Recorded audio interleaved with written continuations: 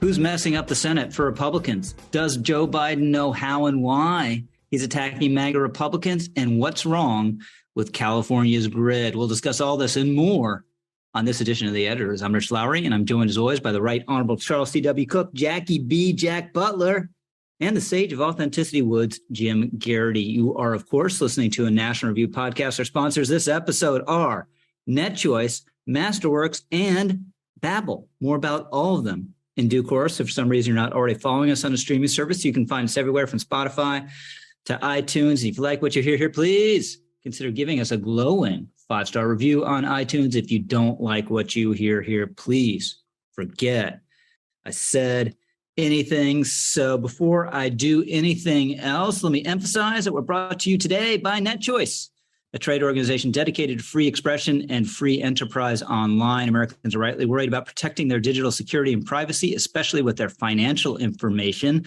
But Congress is currently working on a bill that would weaken financial security protections. The Open App Markets Act would compel companies to allow unverified payment systems to operate in their app stores, even if those systems don't comply with important security standards. Right now, leading app stores block unsafe third-party payment systems to protect consumers from bad actors. But if passed, the Open App Markets Act would make the safety-enhancing provision illegal. Congress and Joe Biden should make us less secure online. Tell your senator to say no to the Open App Markets Act. This message brought to you by NetChoice. So, Jim Garrity, we got some intramural Republican fighting, some precriminations, as the New Republic used to say back in the heyday of that magazine prior to the Democrats inevitably losing another presidential race. So you have the MAGA Republicans, to coin a term, versus Mitch McConnell. That brushfire grew up a couple of weeks ago when McConnell sort of said, you know, some of the candidate quality here might not be so great. And then the pro-Trump guys are like, look at McConnell sabotaging all our candidates because he doesn't like them. And then you also have a budding dispute between Rick Scott and Mitch McConnell. Rick Scott pretty clearly eyeing the minority or majority leadership, as the case may be, somewhere down the line here. And a lot of people are blaming him for overspending because Republicans are now getting outspent by Democrats on a lot of these races, despite the fact that a ton of money has been raised. So it raises the question, well, what's happening to it? There's been a lot of spending on digital fundraising that is annoying and burns people out. So, Jim Garrity, who's to blame here, if anyone?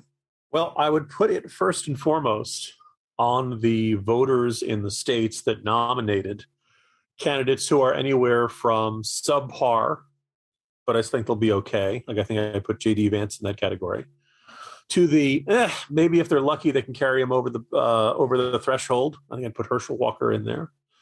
And then you've got ones like Masters out in Arizona that look like sinking ships. And I should point out, as if somebody who's been king of the Mehmet Oz bashing club, referring to him as the Ford Pinto of Republican Senate candidates, he's started to inch up into competitive territory. A couple polls have him within 4 or 5 points. But in the end, those are the people who made the selection. Now, in most of those cases, they were endorsed by Trump. And I think Trump's endorsement certainly made it an important factor in these folks winning the nomination, most notably in Mehmet Oz, who began the race with really no natural base of support in the party. I think Rick Scott thought he had a really sweet gig this year, that, you know, midterm elections, usually the president's party does badly. It's a 50-50 split. Rick Scott walked into this job thinking he was going to be the guy who could get the credit for the Republicans winning back the Senate, and now it looks like a much less safe bet, and he wants to find somebody else to take the blame, and Mitch McConnell will do. There's just one kind of big complication to that.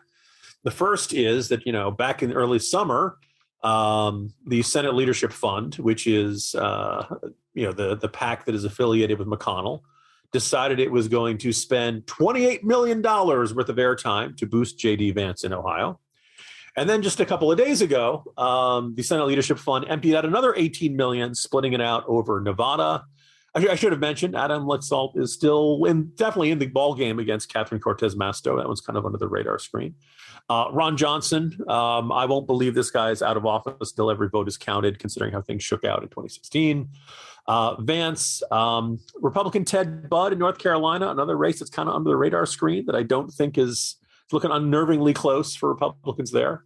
And to help out Oz and to help out Walker against Warnock, you notice who's not on that list is Masters. McConnell's spending his money. McConnell's trying to help these guys get over the hump, and Trump is not throwing the money around. And I think it's particularly infuriating is that J.D. Vance almost certainly won the Ohio primary, and Masters almost certainly won the Arizona primary because of the enormous financial support of Peter Thiel. And Thiel has not quite opened his wallet in the same way in the general election. So he's saddled the Republicans with these subpar candidates and then not helped out when it really counts in the general election. It's not a good sign for Republicans that you're seeing this kind of finger pointing. I think it's very tough to make the argument that this is not because McConnell's not helping enough. He certainly is putting his money where his mouth is. I have no idea what happened to all the money that the National Republican Senatorial Committee raised. And I think Rick Scott is going to face a lot of tough and fair questions about that. And it would be really nice if when Trump holds these rallies, you could get around to mentioning the candidates he's there to endorse and support somewhere before the 80th minute of a 2-hour speech. I think that it'd be a little less on him, a little more on the candidates he's supposed to help would be helpful. And oh, by the way, Trump's fundraising has been doing fine. So maybe a fair question is, why isn't Trump doing more to help out the candidates that he endorsed and effectively helped the GOP select amongst many options? So, Jack, this is clearly previewing if Republicans don't take the Senate, it'll be an enormous disappointment. And there's just no way that Trump or his supporters are going to take any of the blame for the candidate choice. It's always something else. When Trump blew the Georgia special elections, it was because McConnell didn't throw enough money at people in the latest COVID relief bill. And here it'll be McConnell blew it because he his tactics were wrong, or his heart wasn't truly in it, because he puts his own personal preferences over and above the party's interests. Yeah, notice the common thread there is Mitch McConnell, who seems to have earned Trump world's ire, especially of late. And I think that is definitely an element of these recriminations that have erupted. Also, as Jim sort of hinted at, and you also hinted at, Rich, I think Rick Scott's own ambitions are at play here. I mean, he clearly is trying to turn his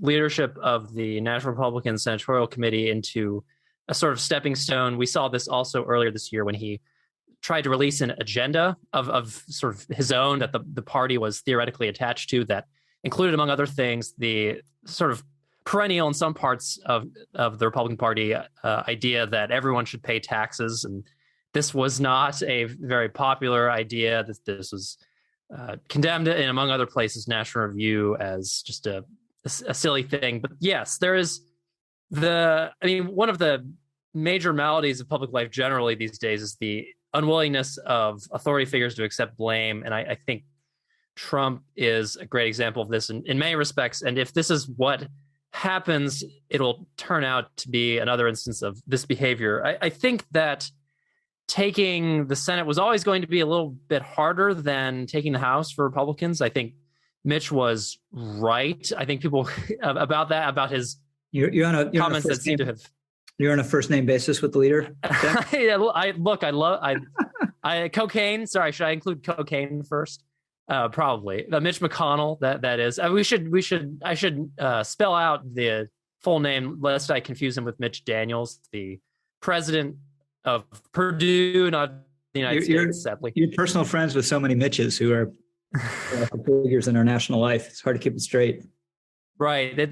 They're getting recognized more and more. But yes, this is what got people mad at Senator McConnell. There you go. We'll use the titles now so that people don't get confused. That he pointed this out, that it was always going to be a heavier lift, but this was interpreted by Rick Scott, and with kind of the incentives at play for these subpar candidates to find some other reason to explain their middling performances other than themselves caused this whole controversy in the first place. And yeah, it'll be a real disappointing thing if this opportunity is blown. I mean, we have a first midterm of an unpopular incumbent president. That is just historically, this is, you expect that person's party to lose seats, and precriminations is the right word, but I think also if this is what happens, and I'm not sure, at this point, I'm not going to commit firmly one way or another as to what will actually occur. I think it's just going to be ending up like +1, -1, or +2, -2, some very narrow thing. So I'm not going to even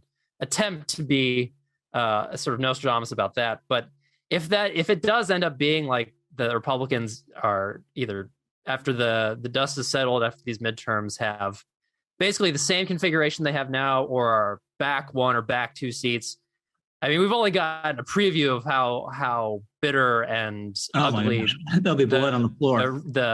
It's gonna be nuclear. There's gonna be cats and dogs living together, all of that stuff. So I mean, just for the sake of that, and for the sake of the country, finale of the Quentin Tarantino movie, right? Yeah, the Manson family, they're getting heads bashed into furniture. You know, there's I just hope that for the sake, I mean, for the party, for the country, because who knows what Democrats will do with even just 1 or 2 more senators in there. That doesn't happen. But right now, just this sort of internecine feuding is not what you'd like to see if you just want a Republican majority. So, Charlie, we talked a little bit about this an episode or 2 ago. A race is getting a lot of attention the last couple of days still is Pennsylvania, Oz versus Fetterman. Oz's polling has picked up, is 4 or 5 points behind now rather than double digits. And it does seem that he's getting traction with his attacks on Fetterman's capabilities. Now, his campaign's tone here has not always been great. They had a press release. They've been challenging Fetterman to debate, saying we'll make all sorts of concessions, including paying for medical personnel to be on hand in case he needs it, which is really like some stupid 25-year-old staffer thinking that was clever, and somehow it actually getting into a press release. But he was on Fox last night, Oz, and his tone was right about this, expressing sympathy for Fetterman and saying just, he's a doctor, so he knows how difficult it is to recover from these sort of health events. But a debate is just, it's the most basic, participating debate, the most basic bar that a candidate should be able to clear to show they know the issues, they're capable of talking about the issues, defending themselves. And as we talked about recently, what senators mostly do is talk. And Fetterman, he's been out on the campaign trail more, very brief appearances, really rocky, some really painful moments. He's done some interviews, apparently has trouble not just talking, but processing the spoken word. So he's relied on real-time closed captioning, doing these interviews over Zoom. And his campaign says he's getting better. He probably is getting better. He was off the campaign trail entirely for several months now. Now he's back in this limited capacity. But they minimized the severity of the stroke. They exaggerated how fast he's recovering, and they're real and entirely legitimate questions about whether he's fit for office. He's not fit for office. He should drop out. This is a position in the US Senate he's running for. And the core elements, core job responsibilities, he can't do. I agree that some of the Oz campaign's rhetoric has seemed tonally inappropriate. But it is not per se inappropriate to point out that Fetterman is in a bad way. It's imperative. And the Fetterman campaign, in turn, has been inappropriate in the way that it has dealt with anyone who points out that Fetterman is in a bad way. The reflexive word that has been used is mocking. no mockery for most of the critics. Horror, perhaps, sympathy, but it is useless to deny that Fetterman is not in the correct state to be a U.S. senator. And I suspect that Fetterman knows this himself and perhaps thinks that if he doesn't improve enough, the play is to win the seat and then have the governor of Pennsylvania nominate a replacement if that becomes necessary. I don't think Oz is a particularly good candidate. I don't know why he decided to go into politics. I'm not sure he's especially suited to politics. I do think that he is improving. And I think that Fetterman is putting his party in a difficult spot in the long run because it's become impossible to deny that he's subpar.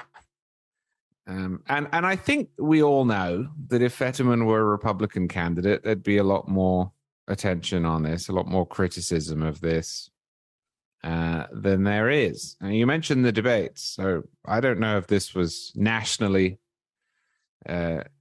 newsworthy, but the spokeswoman for Charlie Crist here in Florida lied over the weekend about the DeSantis campaign. The DeSantis team had declined to take part in a given debate, which the Crist spokeswoman said represented DeSantis pulling out. It didn't. He'd never agreed to do it. And also meant that DeSantis would be taking part in no statewide televised debates, which is false because he'd already signed up, as had Charlie Crist, for a CBS 12 debate that is going to be broadcast, I think, in October. Anyway, the point of this is that this lie was seized upon by pretty much everyone in Florida politics on the left, and also by a good number of national figures on the left who said DeSantis is a coward, he won't meet the basic responsibilities of running for office. If you can't or won't debate, how on earth can you be given political power? It was a pile-on. Again, the tweet is wrong. People like Mark Caputo were pointing out just how wrong and dishonest it was. But the arguments that were being made on the assumption that it was true were pretty devastating. And of course, all of them apply to Fetterman, but are not being, for some reason, we all know, applied to Fetterman. And I think they should be. I think it is pretty clear what the consequences of this stroke have been and what they will be going forward. So, X question to you, Jim Garrity, when we wake up after November, or maybe it's going to take a runoff in Georgia, Republicans will have taken the Senate, yes or no? Yes, but it'll be a somewhat disappointing 51-49 split. Charlie Cook.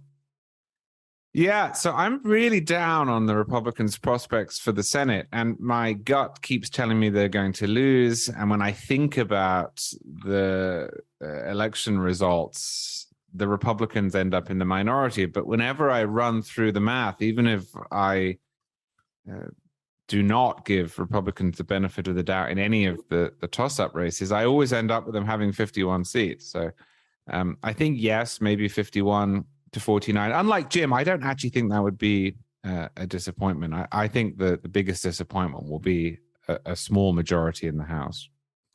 Jack Butler. Well, I just want to say I resent being made to do the exact thing I said I didn't want to do in my answer to your initial question. But that's the way it works on this pod. so I am learning.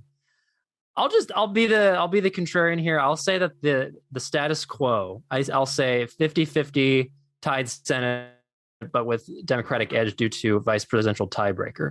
There are paths to which that can lead to this, and I think that one of them will be taken.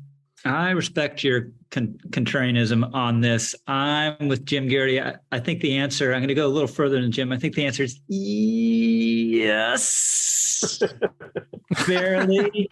I mean, really, Politico, they posted their Senate watch post Labor Day Senate meter, and they just say it's a coin toss. It obviously is a coin toss. It can go either way. I'll still tip it towards Republicans. I don't know whether that's hopefulness may be clouding my vision yet again, but that's what I'm going with. So let's hear from our next sponsor this episode, Masterworks, and we're going to Charlie Cook for the read.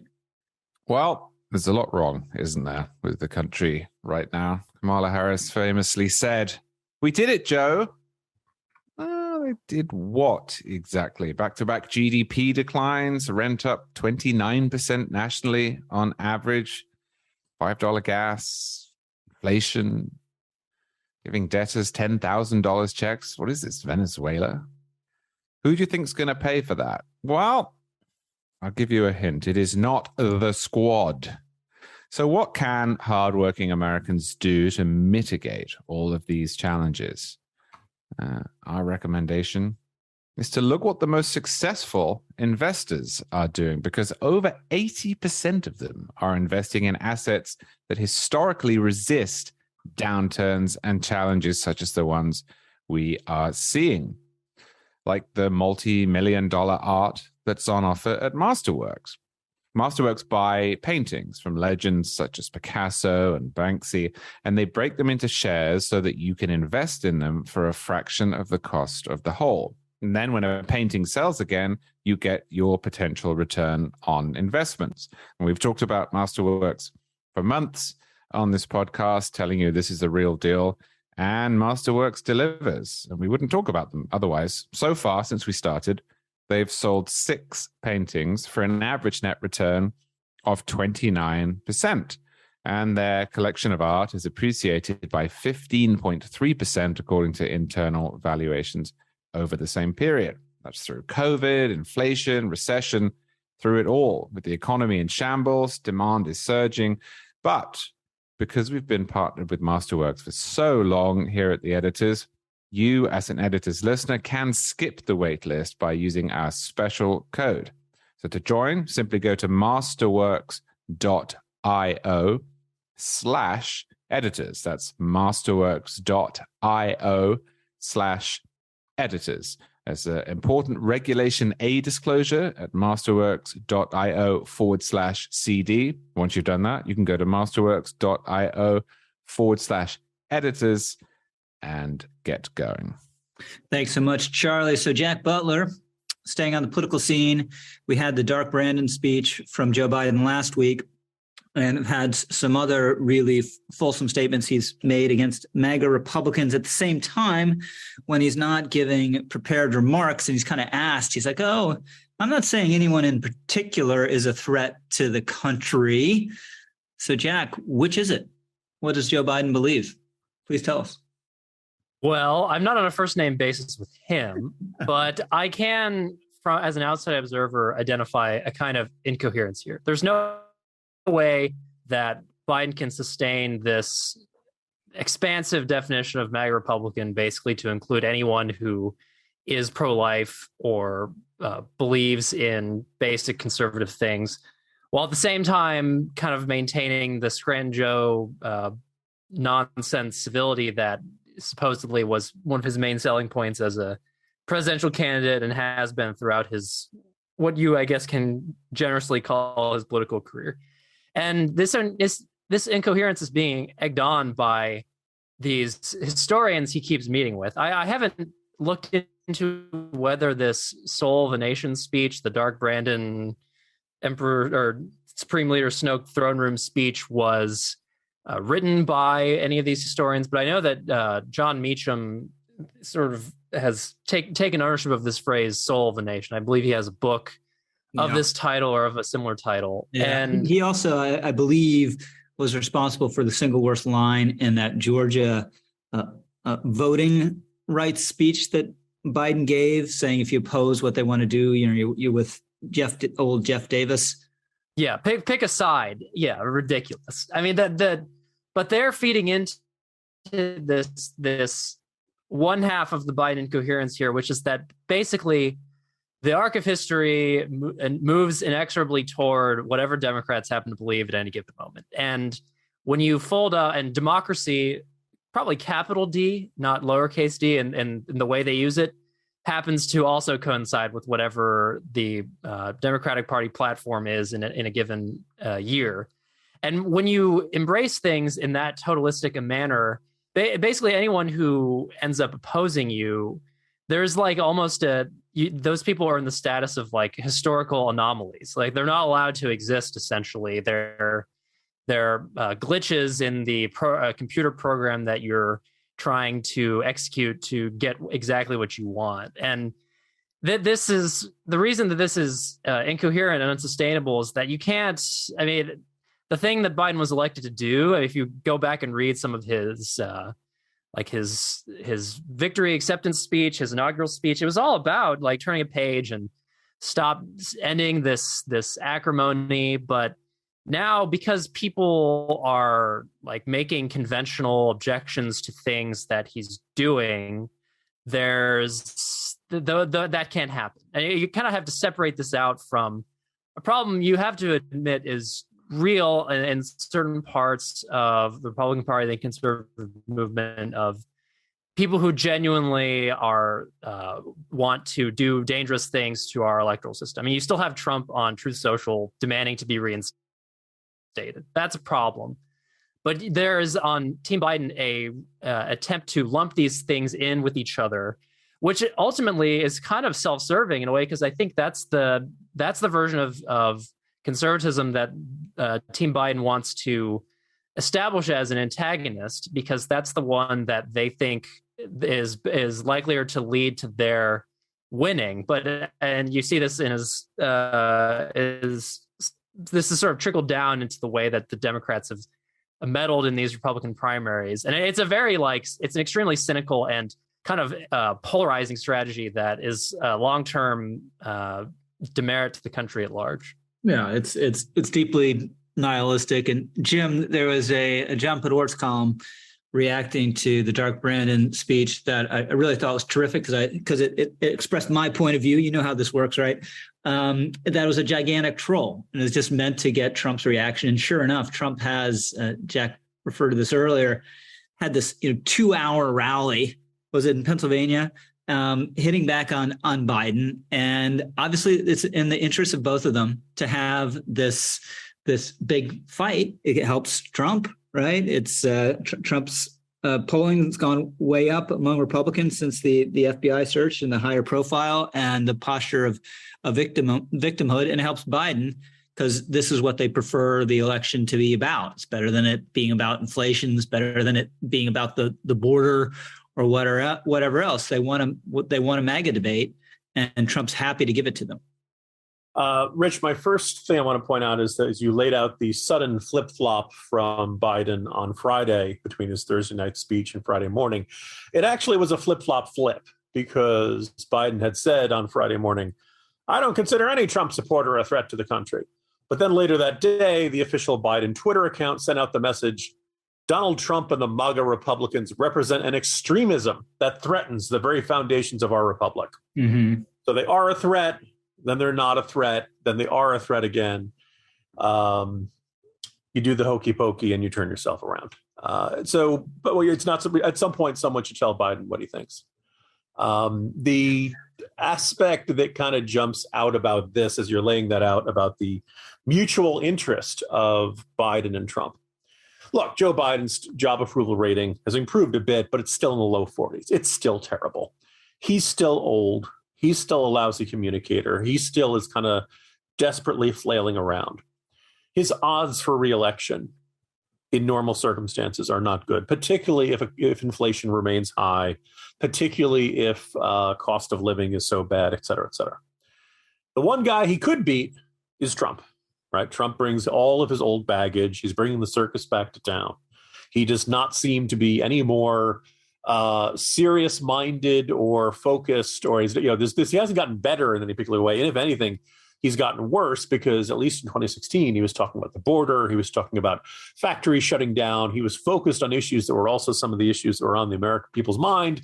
Now Trump is obsessed with the 2020 election. And it's basically, let's not talk about you. Let's talk about me, right? The country owes it to him to make up for this great insult of claiming that he was defeated in 2020. So if Trump runs on that, you could see Biden getting reelected. Having said that, if the state of the country is lousy enough, there are head-to-head polls that put Trump ahead of Biden. Now, I know we don't operate on a national popular vote, but it seems reasonable to believe. More than the other way. He's beating most of them, I'd say. Yeah. The country's sick of Biden. The country's tired of it. The country doesn't believe, he got rid of the COVID-19 problem, and he's created this giant inflation problem, which is, a different. We've gotten out of the frying pan and into the fire. We have traded one set of problems for another. Lots of Americans don't believe that their lives have gotten better. So, in that circumstance, I think it's kind of a jump ball. I think it kind of depends entirely on the state of the country in fall of 2024. And so in a very strange way, these two guys need each other. Right? I don't know about Harris, but like a young, vigorous, alternative progressive like Gavin Newsom against Trump, Newsom probably wins. Ron DeSantis against Biden, I think DeSantis, mops the floor with him. In a very strange way, like these two guys' best chance is to elevate and focus on each other. And by the way, if Democrats do better than expected in the 2022 midterms, the argument for replacing Biden gets a little bit weaker. And obviously, Biden thinks he's the only man on earth who can beat Donald Trump. Charlie, you see a larger, Jim just underlined the incoherence of Biden's statements about MAGA Republicans just over the last several days, but you see that as a larger phenomenon and characteristic of the Biden presidency in its entirety. I don't know what the Biden presidency is. I wrote a column last year asking what Joe Biden is good at. And there was one proviso, which was that you cannot answer with not being Donald Trump. Take that off the table. What is he good at? And I would ask the same question now with the same proviso, which is, what is the Biden administration? What's it for? What's its agenda? You can't say not being Donald Trump. That was fine during the election.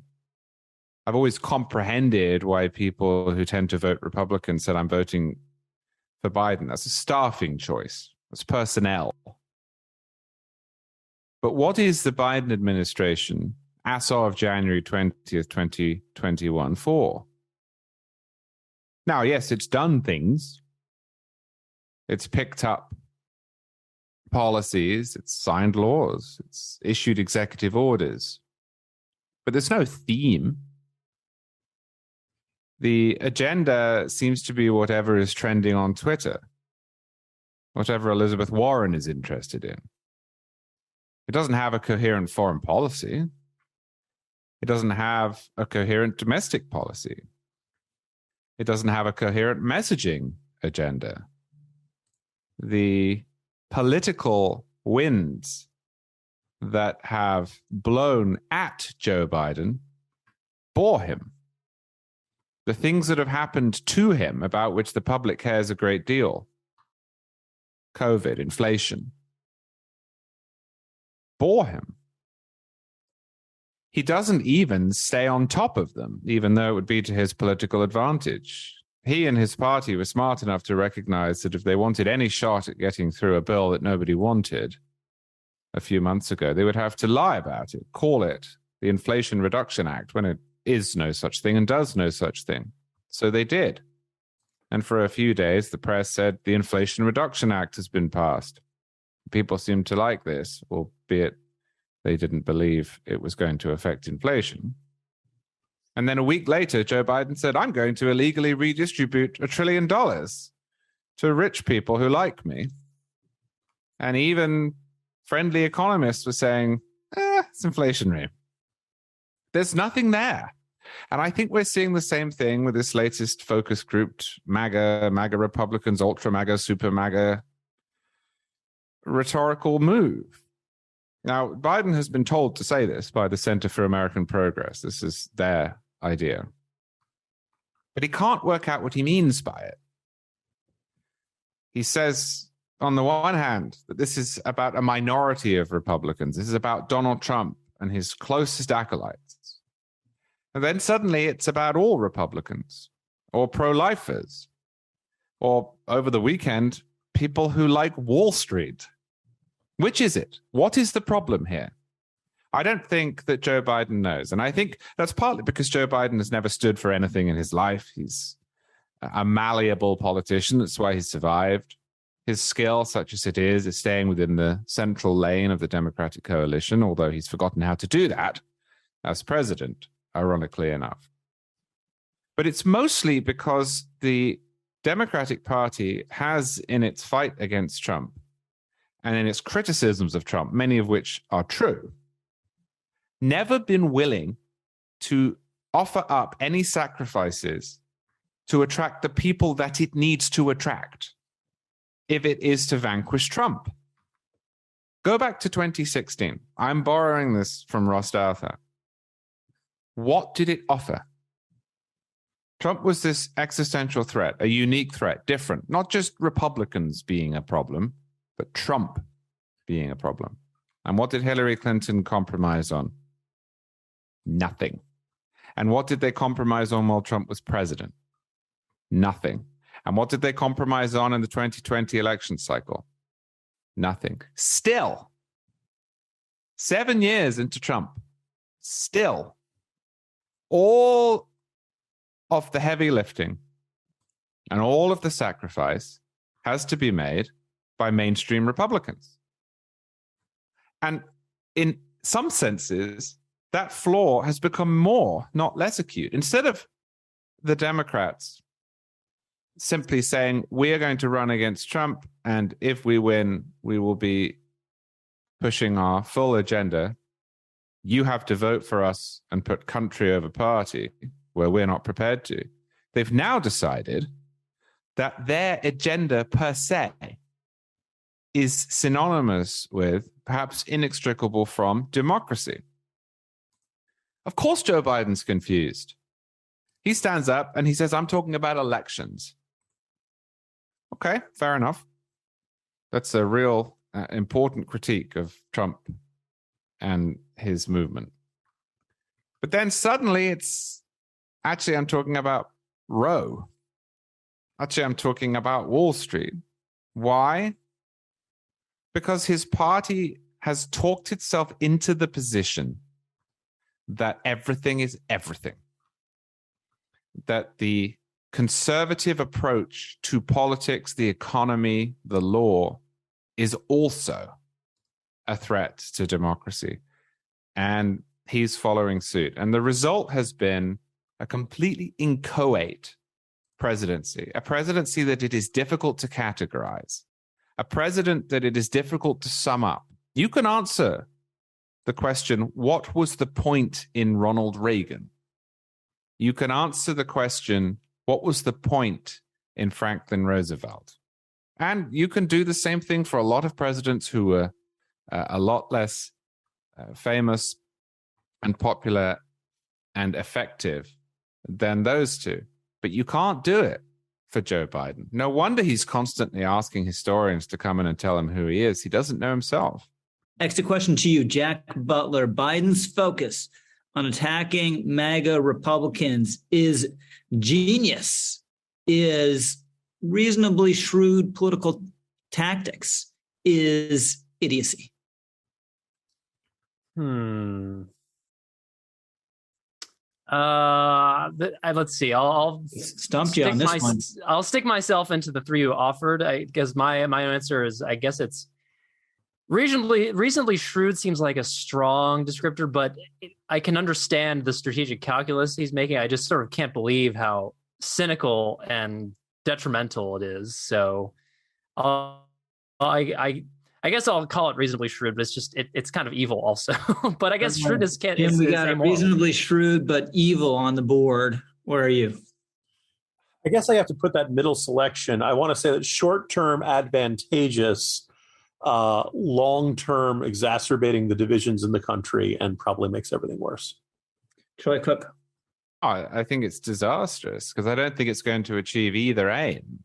It's not going to be effective in rallying people against the profound problems inherent within Trumpism. And it's also not going to help Joe Biden with his more quotidian political aims. I think he's ended up in no man's land. He's vacillating by the day, and he's going to pay a price for it.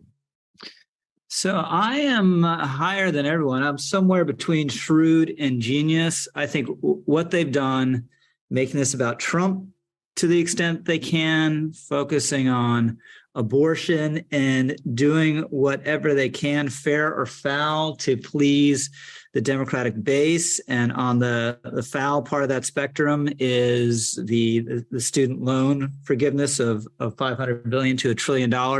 I do think it's affected the trajectory of the midterms, as we were talking in the first segment. So I think they're doing the best they can with a very poor hand. I would still expect, as discussed in the prior segment, that at the very least, Republicans get a normal midterm, even if there's not a red wave, 20, 25 House seats, and they only need to pick up one Senate seat to take the Senate. So they don't need a massive win. They just need kind of an average or even slightly subpar win to do what they need to slam the brakes on a lot of what Joe Biden is doing. With that, let's hear from our final sponsor this week, Babbel. As I've mentioned before, I took German in high school and college. This was a mistake. I considered French kind of too a feat for a strapping a strapping young man such as myself back in those days. So I took German. It felt more muscular. It's a muscular country, Germany, Charlie. Yeah, we've noticed in Britain. You might know, yeah. both my grandmother and grandfather on my mother's side were German teachers and professors, so that there was a family connection there. And actually, I did spend a lot of great quality time with my grandmother going over German lessons. But still, end of the day, I don't know any German now. I would very likely wouldn't know any French, but I really should have gone with French. Anyway, all that's to say, if you're like me and there's a foreign language that you regret not learning in school, it's never too late to start with Babbel. Babbel is the language learning app that sold more than 10 million subscriptions. Thanks to Babbel's addictively fun and easy bite-sized language lessons, you can finally cross learning that new language off of your list. With Babbel, you only need 10 minutes to complete a lesson, so you can start having real-life conversations in a new language in as little as 3 weeks. Other language learning apps use AI for the lesson plans, but Babbel lessons were created by over 150 language experts and voiced by real native speakers, not computers. Their teaching method has been scientifically proven to be effective. With Babbel, you can choose from 14 different languages, including Spanish, French, Italian, and German, plus Babbel's speech recognition technology helps you to improve your pronunciation and accent. There's so many ways to learn with Babbel. In addition to lessons, you can access podcasts, games, videos, stories, and even live classes. Plus, it comes with a 20-day money-back guarantee. Start your new language learning journey today with Babbel. Right now, get up to 55% off your subscription when you go to babbel.com/editors. That's babbel.com/editors for up to 55% off your subscription. Not 54, not 56, but 55% off your subscription. Again, babbel.com/editors. Please check it out. Babbel, language for life. So, Charlie, we got an energy crisis going on in California.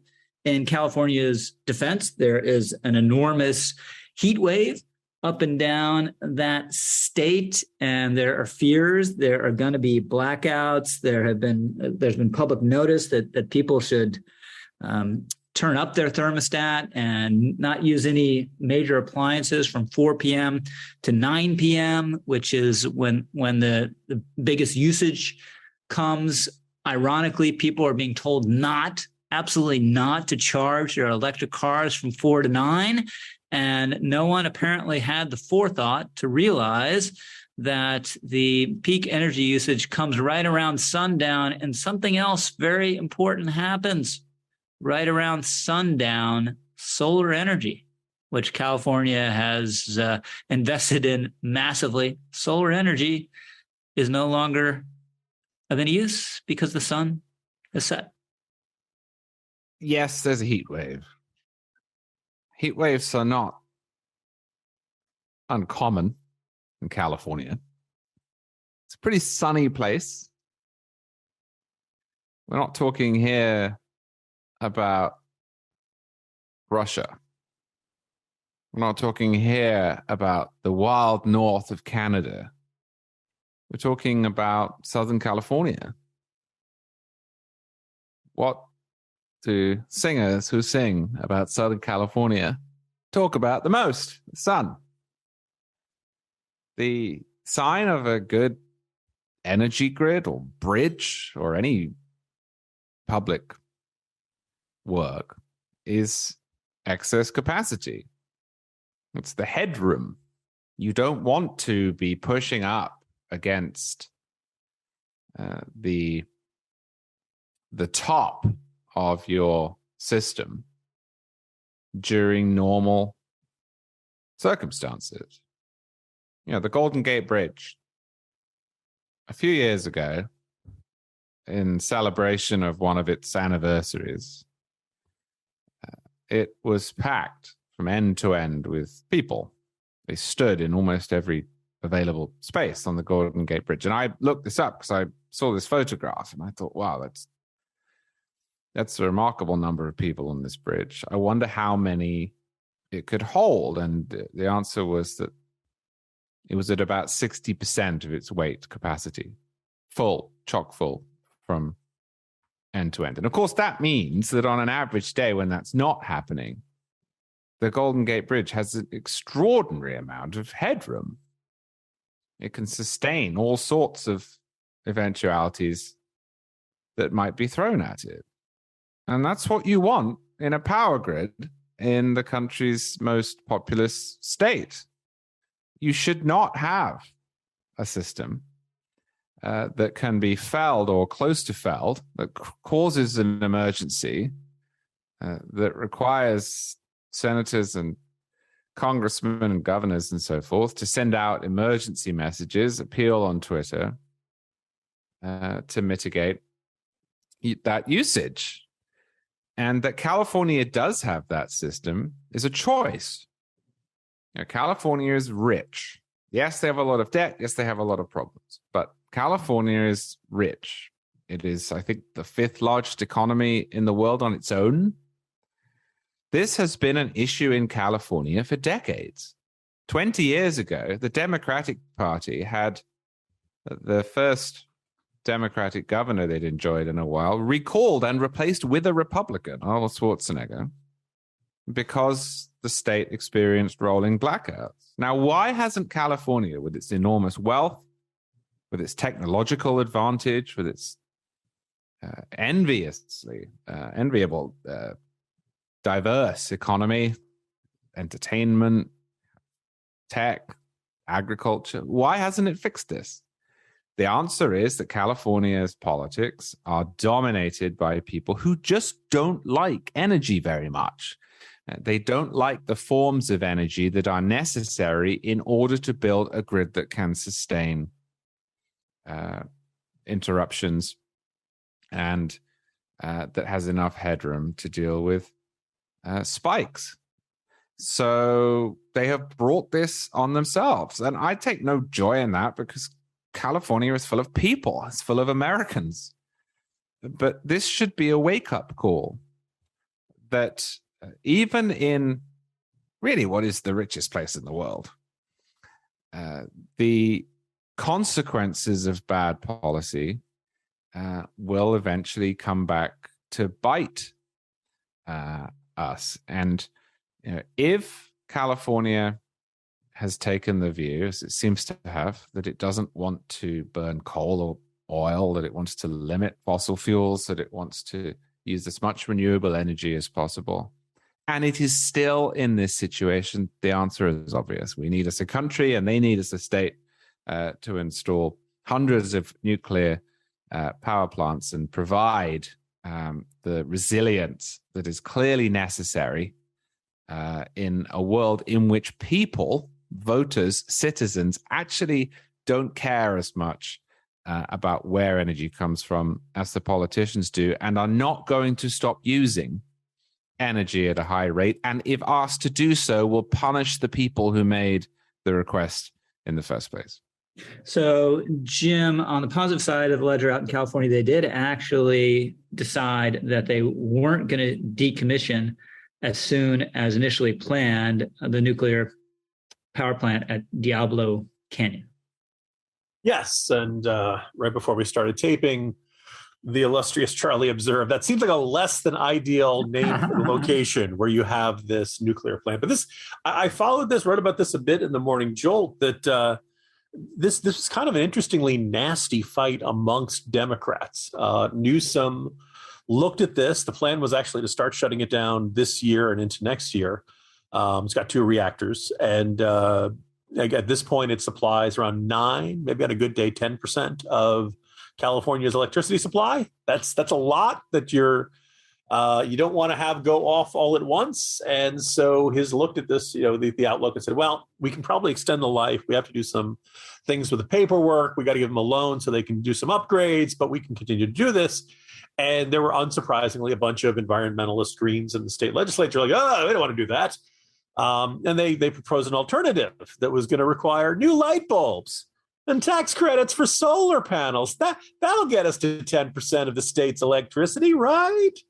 No, it would not. And I think what just kind of jumped out at me was a spokesman for Newsom, Anthony York, says that proposal, quote, feels like fantasy and fairy dust and reflects a lack of vision and a lack of understanding about the scope of the climate problem.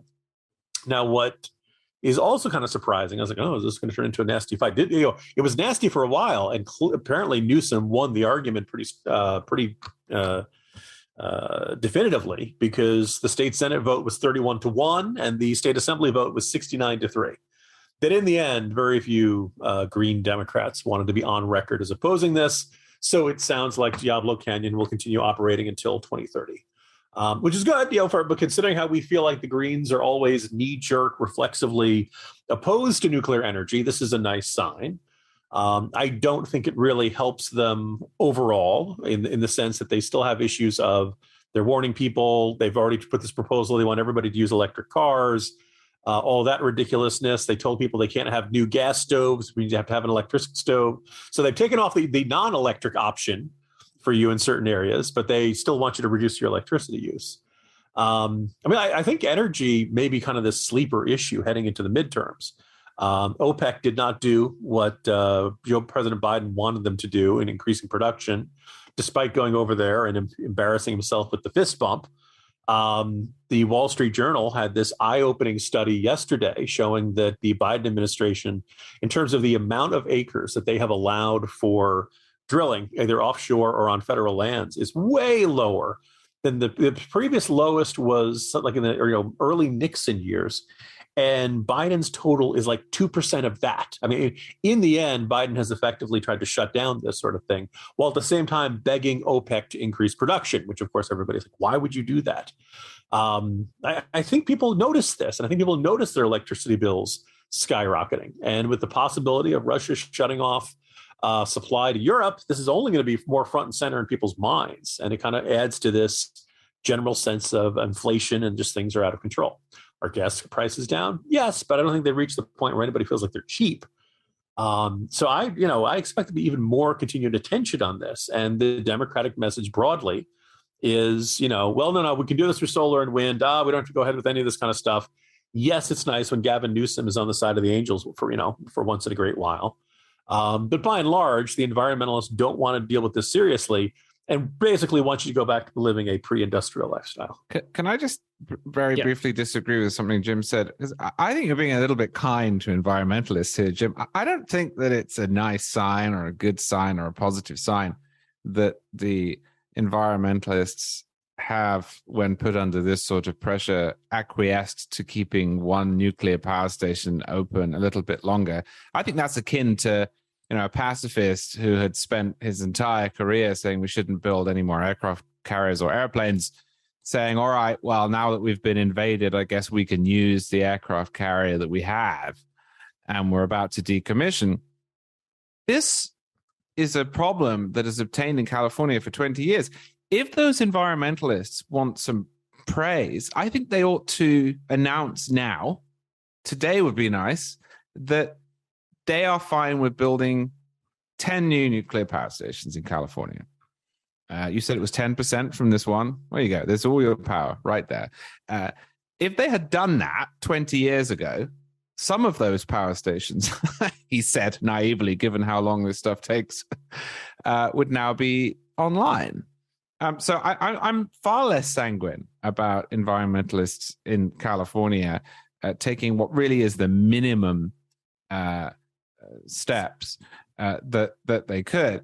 I do think, though, that it is probably a good sign that, having been put under this pressure, the Democratic Party in California at the state level seems so overwhelmingly supportive of taking this measure. And that shows that they know, as I said, that people, even people who consider themselves environmentalists, will not wear a reduction in their lifestyle. I mean, Jim, the key thing you said, you're absolutely right, is that environmentalists, as opposed to most environmentalist voters, really do want to go back to this antediluvian world, to the man before the fall, and voters don't. That there's nothing that they are prepared to compromise in terms of usage. They will only compromise in how the energy is generated, and the clear compromise to change how that energy is generated is to move to nuclear.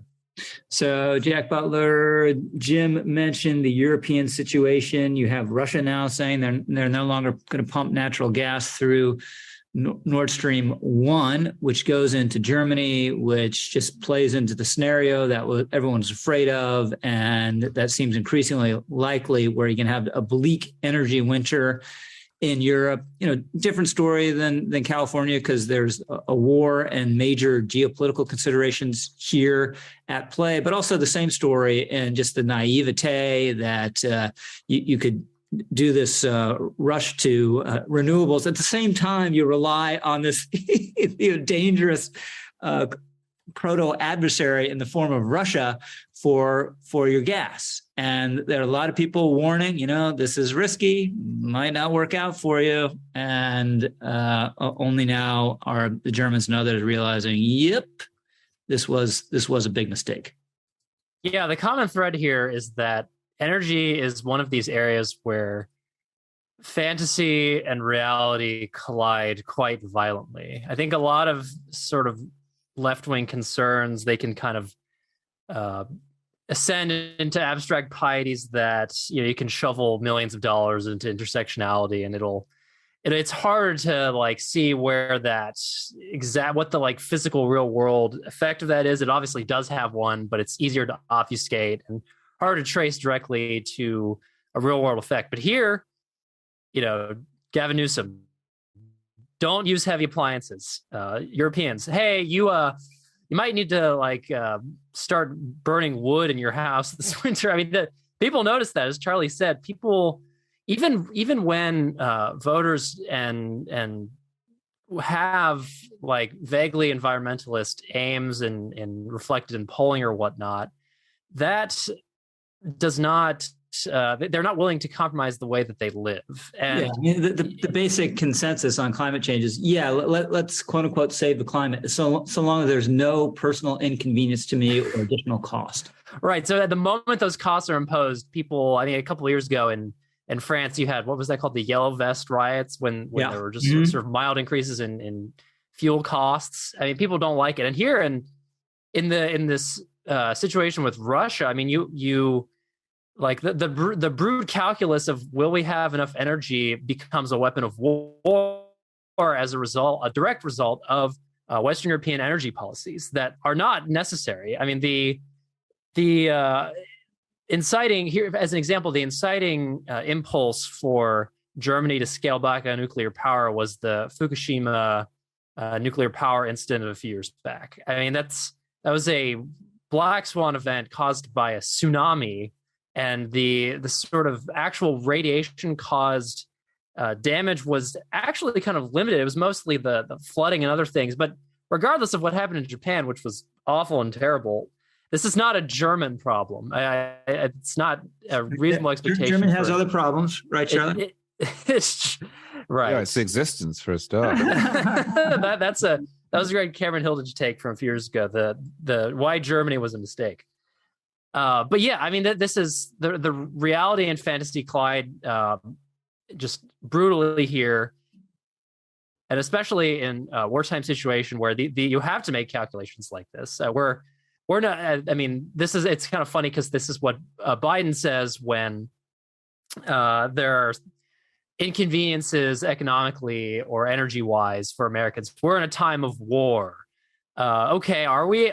Is the United States at war? I mean, that's a different question. But related to that is something that Michael Bernardoni wrote for us a couple of weeks, or maybe it was months back. He argued that essentially you can't have we'll call it a climate war and a war on Russia at the same time. I mean, especially when Russia has positioned itself as a major energy supplier and exporter, you're going to have to, if the Western world thinks the conflict, that Russia's invasion of Ukraine is a serious thing and it has energy implications, then it's going to have to make calculations about the use and production of energy that are sensible in that kind of emergency. And right now, there's just a lot of kicking and screaming in Europe about doing that. There have been some like small signs of tactical concessions of the sort of similar nature to the ones Jim highlighted, but Charlie sort of mocked. But this is just a brutally clear area. Disagree. No, you mocked his. The soft bigotry of low expectations, like the Fetterman Oz debate. Established. Who's mocking whom? Who's doing more mockery? I don't know. I'm not. It is beyond my capabilities to judge that. But there's just not. There doesn't seem to have yet been a sufficiently clear reckoning with the sheer brutality of energy as an issue, as a need for people to use. I mean, it's as simple as that. Yeah, I mean, it's a pillar of modern civilization that you should just be able to take it for granted. So, Jim Garrity, exit question to you. Nuclear power is winning in the energy debate. I don't mean, necessarily sweeping to total victory, but football metaphor, if we're at the 50-yard line and the energy debate has nuclear power advanced to the other side of the field or not? Nuclear energy is running it up the middle and getting about 3.5 yards of flat. 3 yards and a cloud of dust. And hopefully not a cloud of radioactive dust. Jim, even when you're using a metaphor, you still have that tone in your voice that is common to Jets fans. Yeah, I know. That's all we can do. Then it's going to be 4th and 1. We're going to go for it and not make it. You go for it, yeah. There's going to be it's very slowly and incrementally winning. So, Jim, next question to you. Is renewable energy butt fumbling the energy crises of 2022? Yes or no?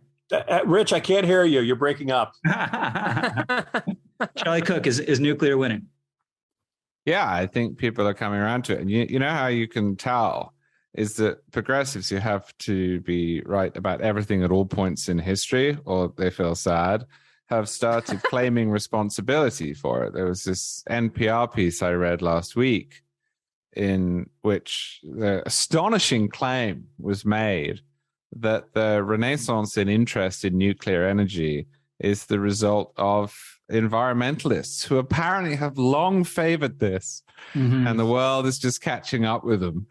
Give me a break. But that is a good sign if you want nuclear energy, because it shows that the opposition, the sometimes psychotic opposition to nuclear energy is beginning to crumble. Jack Butler. Yeah, I think it's beginning. I think Charlie and Jim are right. It's beginning to make headway. I think people are just, certainly the outside of the true believer environmentalist, like Unabomber types, there's certainly a belief that this just makes sense as an energy source. The question is, how long will this take to actually start making a difference in terms of Western leadership on this issue? Yeah, I'm going to say yes. The answer is yes. With that, let me urge people to sign up for NR Plus, your digital subscription service at nationalreview.com. Your way around our metered paywall.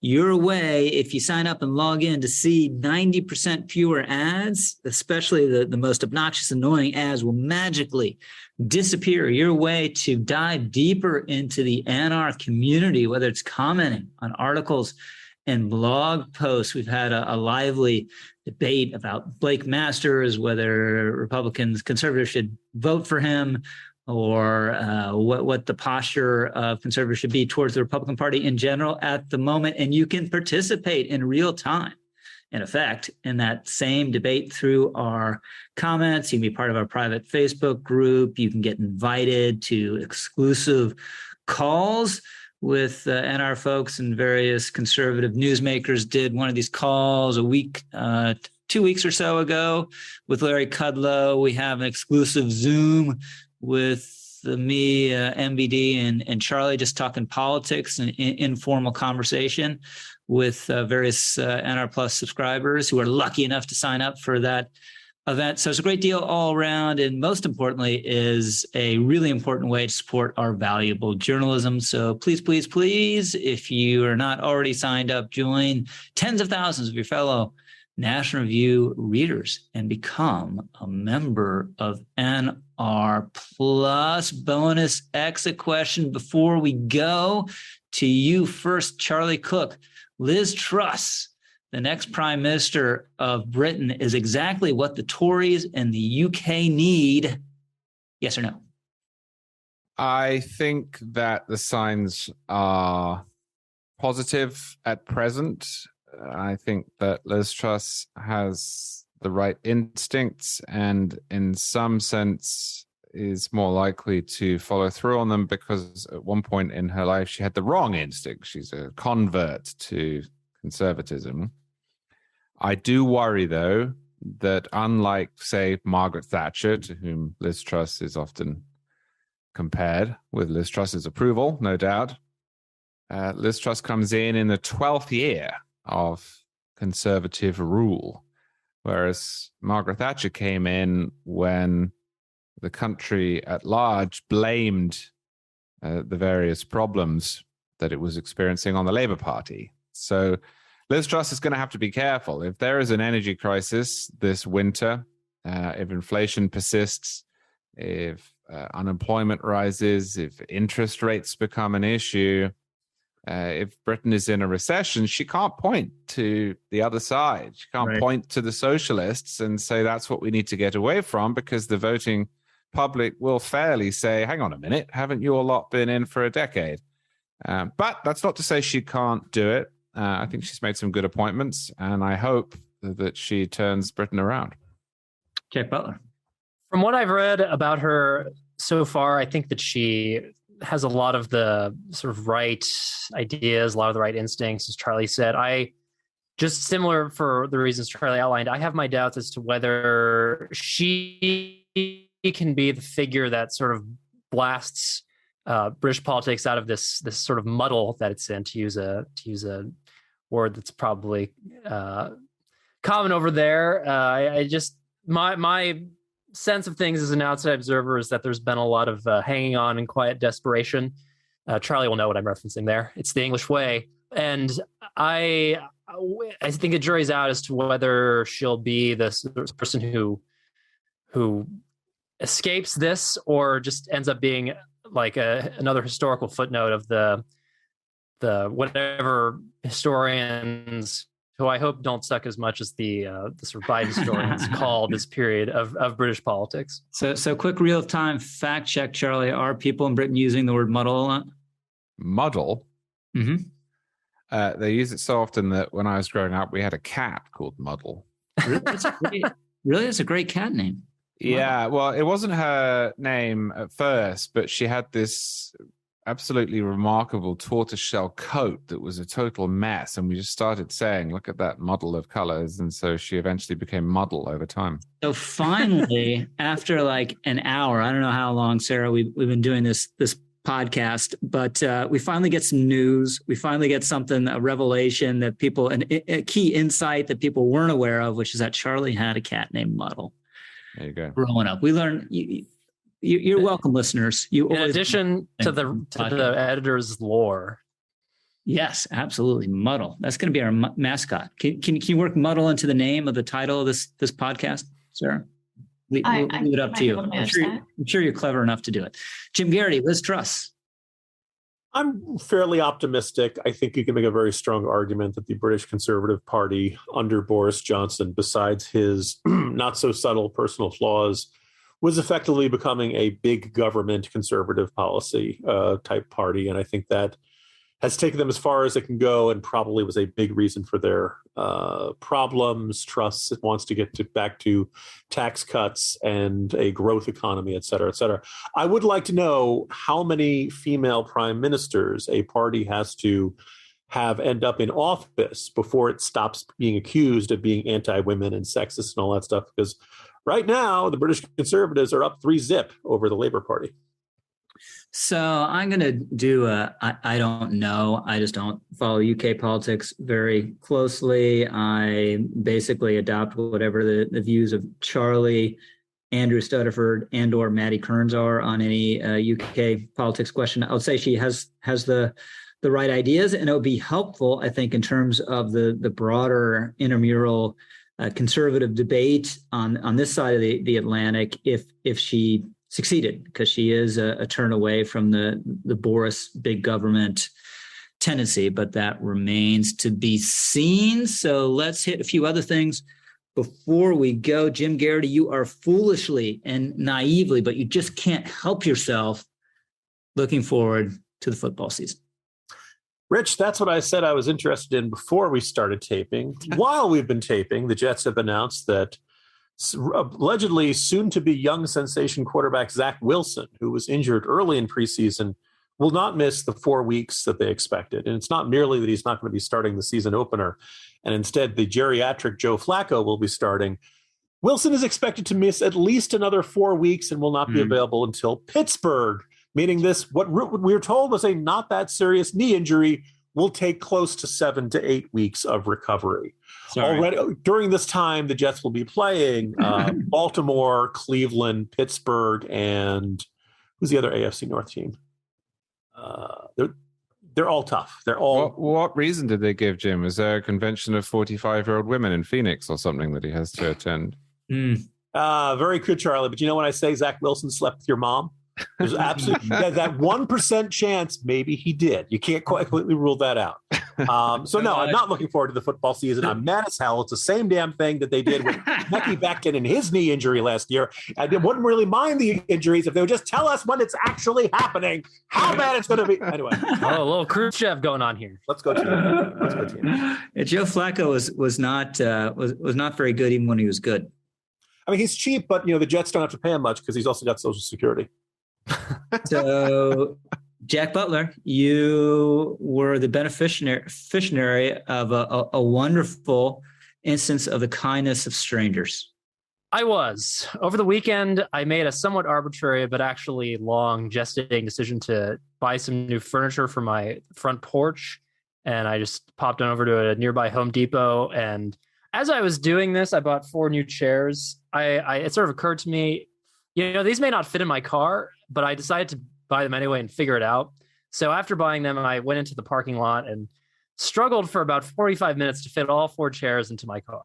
And I got 3 of them in a pretty comfortable fashion. And the 4th, I just could not reckon. And so here I was sort of on a hot early September DC day, just looking like an idiot probably to anyone who was looking at me, trying to squeeze this chair into my car. And then it had occurred to me that I should probably go and just get some string or something so I could tie it to my trunk or something from some string from the Home Depot. But I was too stubborn to actually do this. I wanted to see if I could actually make it work. And so it took the intervention of a stranger who was watching me do this apparently the whole time, who just told me, you should go inside, buy some string, tie the chair to your trunk, and then just sort of drive back to your house. And so That's what I did, and it worked out fine. Now all 4 chairs are on my front porch, and it looks great. So thank you, kind stranger. You're why even when it's like the biggest, dirtiest pickup truck where like the guy driving it really knows what he's doing. Whenever there's something tied in the back, I'm like, okay, I'm going in the other lane. Fortunately, this was a very short distance from where I live, so I was not worried about the drive, and there was no incidents occurred in the short duration. So, Charlie, speaking of driving and moving stuff, wow, this segue, this is a perfect segue. This podcast is finally beginning to click. We're driving finally a U-Haul. I was going to say, I think Jack Butler could have benefited from my services had we been, within 1,000 miles of one another at the time. When is that not true, Charlie? Wow, thanks, Jack. So I drove a U-Haul. I went down to South Florida. I was very kindly offered some furniture that I wanted. So I rented a U-Haul and we went down to South Florida, packed it all up and drove back. And, the interesting thing about the U-Haul was just how involved it is driving one compared to, say, driving my SUV. Obviously I pay attention to the road, but I know in my SUV at all times sort of where I am between the lines. It's smaller, so the tolerances are greater. But with the U-Haul, there was a 3-hour drive back. I spent every single moment actively driving because it's so wide that if you don't look at the special little mirrors on the left and the right at the bottom, you can't always tell where the back of it is in relation to the lines. And also, it doesn't have particularly tight steering in the way that a car does, especially when it's absolutely full. And so you're constantly making these tiny little adjustments.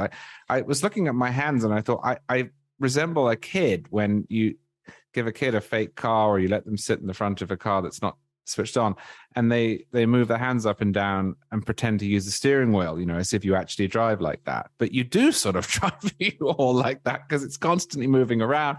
And then it got quite windy. There's a storm and it's blowing all over the road. And by the time I got home, I was absolutely exhausted. So, anyone who does this on a day-to-day basis, hats off to you. This is driving of a different type than I was used to. Another storm, Charlie. So this has been a little while now, but sometime over the summer, I finally picked off the shelf this book I'd had there since apparently this review copy went on sale in 2015 by Dan Jones called Magna Carta, The Birth of Liberty, an extraordinarily good book about a very important document. And there's all the great kind of medieval concepts and words like disaforest, because people were worried about the king sort of declaring all these woodlands, royal property, so they couldn't hunt on them. And it's really well written. And I recently picked up a new book he just came out with called Powers and Thrones, A New History of the Middle Ages. And it's incredibly good. He's a really talented historian. So Dan Jones, if anyone is interested in the medieval period. With that, it's time for our editor's picks. Jim Garrity, what's your pick? Well, I could pick Charlie's writings every single week. And trust me, I've been tempted to. But he had one from late yesterday entitled Biden's Pointless Presidency. You probably feel like you might get the gist from the title. But besides some absolutely brutally funny and painfully accurate descriptions of how Biden often kind of slurs his words into one incomprehensible glob, he makes this obvious point that I would say obviously this point that needs to be emphasized is that, being not Donald Trump is not sufficient to be a good president. And in the end, this is, Biden is defined by what he is not. As Charlie puts it, quote, he's not a uniter. He's not a moderate. He's not honorable. He's not competent. He's a weak partisan hypocrite who has survived half a century in public service because he's willing to change with the political winds. Once again, well done, Charlie. Jack Butler, what's your pick? My pick is Amity Shlaes' Labor Day counter-programming. What's wrong with siding with unions? This was kind of cheeky thing, timing wise, but the argument and the substance were sound. She with her enviable historical command of facts goes through two periods of union heavy politics, the 1930s and 1960s in America, and shows how people who sort of tried to politically benefit, people on the right who tried to politically benefit from going with the unions ended up not working out for them, and suggested that there might be some possible lessons for us today, or for some on the right who think this might be a good idea. Charlie. Well, we have Mutual Appreciation Society again, because mine is Jim Geraghty's COVID origin destined to be a forever secret. Now, this is not just because this is a good post from Jim, one of his morning jolts, but it's because if that's true, I think it's outrageous. And I think it's particularly outrageous and unfair to Jim, because Jim was on this right from the beginning. And if it's true that the lab leak theory will be forgotten or buried or suppressed or what you will, that means Jim won't get to do the Victory Lab. Now, I think I said on this podcast about a year ago that Jim really should have got a Pulitzer for his coverage of this, especially at a time when no one was doing it. But this means he won't get one if they're going to hide this under the sand.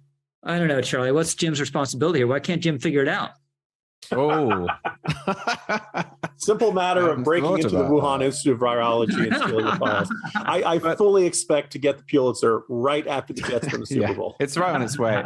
But I would say that this actually, aside from anything else, demonstrates a good example of media bias and the broader bias within our system. Because if this were the sort of story that the press wanted to be resolved, if they believed that the resolution or confirmation of this story would help progressivism or the Democratic Party or the equities of the last 2 years, then they would put all sorts of manpower on it. And, all joking aside, why can't Jim do it? But because he's the one guy. I think he's done a manful job, and it makes me cross to think that it might end up with people in 10 years saying, who knows? Mm-hmm. So my pick is a blog post from our colleague Mark Wright, part of an exchange on the corner over self-driving cars. Our Buckley fellow. We shouldn't have fellows. We should have fellows. Our Buckley feller. I want some folksy cred here. He's a young fella. Oh, geez. Wow. Sorry, that just made me crack up for some reason. I'll stop. He wrote a post saying, I'm never getting in those self-driving cars, just the feel of the car as you go around a curve, and the challenge of driving. It's so interesting and amazing. And I posted something saying, sorry, Luther, I just don't believe you. And Mark Wright did a much better post, just like, look, guys, I now have, a half an hour commute. He lives in Oklahoma, it's not, Los Angeles or something, but still like a half an hour commute, dropping his kids off, half an hour both ways. So it's like an hour, just deadening time in the car. So just to think about, countless millions of people have that situation every morning and evening. And that total waste of time, or near total waste of time, goes away. He also talked about working on in an oil field. Mark, whenever he posts something, puts us the rest to shame, because he's a Marine officer and worked in oil fields. But it's like, I had, a 5-hour drive back to Oklahoma from Texas or wherever it was after, 2-week stint out there. And, I could barely keep my eyes open. And you bet I'd use a self-driving car instead of taking that kind of risk. So when they come, and I don't think they're that far away, it's going to be an incredible transformation. And even Luther Abel, I believe, will be using a self-driving car. See, I'm a moderate on this, Rich. I'm a moderate on this, because my position is that if you want a self-driving car, that's great. Good luck to you. I don't want to stand in your way. I hope you enjoy it. But that we must not do what will be inevitably proposed and ban non-self-driving cars. once self-driving cars are available, and probably end up being safer. Yeah, we'll have the situation described in the Rush song Red Barchetta, where the motor law bans driver cars, and you have to sneak off to your uncle's farm where he's got one hidden and drive it around for pleasure. Yeah, this is why we need the Charlie Cook constitutional amendment, pro-driving correct. constitutional amendment. So that's it for us. You've been listening to a National Review podcast. Any rebroadcast, retransmission, or account of this game without the express written permission of National Review Magazine is strictly prohibited. This podcast has been produced by the aforementioned incomparable Sarah Shitty, who makes us sound better than we deserve. Thank you, Charlie. Thank you, Jim. Thank you, Jackie B. Thanks to NetChoice, Masterworks, and Babbel. And thanks especially to all of you for listening. We are the editors, and this podcast has now been officially dedicated to the memory of Muddle, a wonderful little creature, I'm sure, who will always be remembered fondly by listeners of this podcast. We'll see you next time.